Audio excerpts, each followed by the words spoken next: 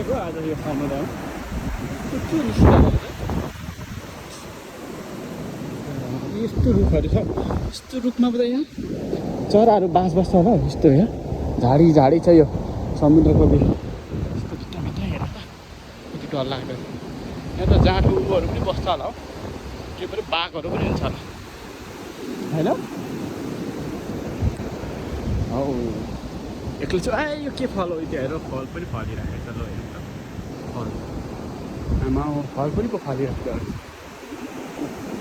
हेर है साथी यस्तो छ यो चाहिँ बुढनाइमा समुद्रको छेउछेउमा आज मर्निङ वक जगिङ गर्दैछु कि जगिङ गर्दाखेरि चाहिँ यस्तो यो दानाहरू के फलेको यो खानुहुन्छ भने केटा हो यो फलको नाम थाहा छ भने साथीहरूले कमेन्ट गरिदिनु होला। यो फलको नाम खानुहुन्छ हुँदैन, यो बुढनाइको समुद्रको छेउमा छ है। यो खानुहुन्छ हुँदैन है गाइज, साथीहरूले भनिदिने होला अब यो के फल हो साथी, यो खानुहुन्छ कि हुँदैन साथीभाइ हो।